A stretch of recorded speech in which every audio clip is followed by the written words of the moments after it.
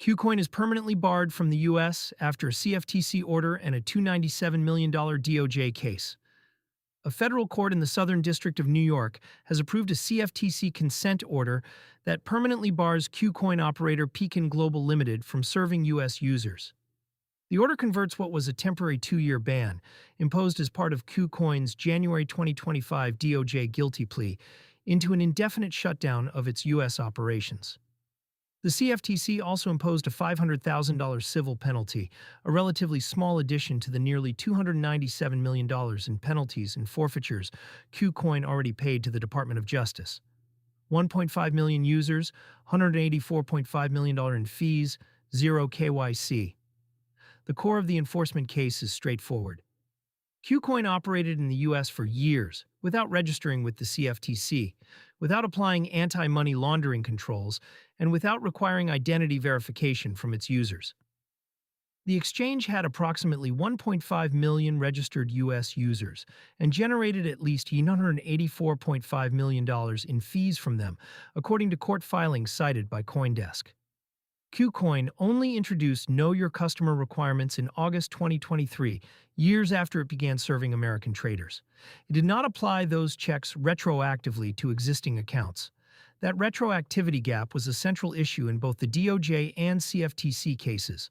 From temporary exit to permanent ban, KuCoin pleaded guilty to operating an unlicensed money-transmitting business in January 2025 and agreed to a mandatory 2-year ban from serving U.S. residents as part of the DOJ settlement.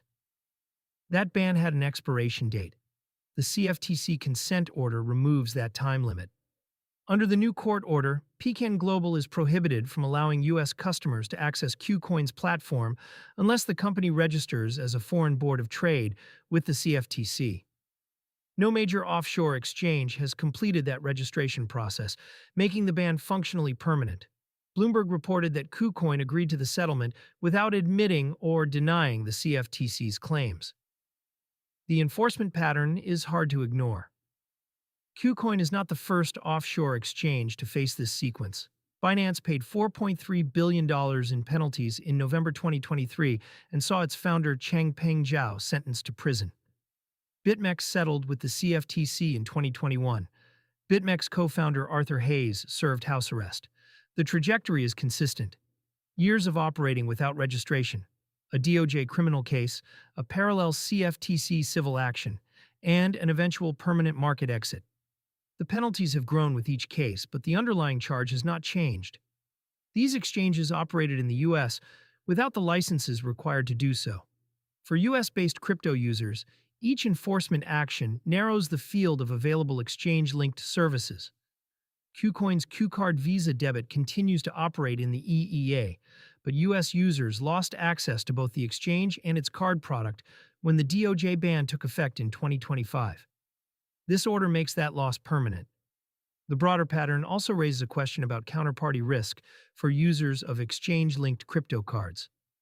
When a card program depends entirely on one centralized exchange, regulatory action against that exchange can cut off card access overnight.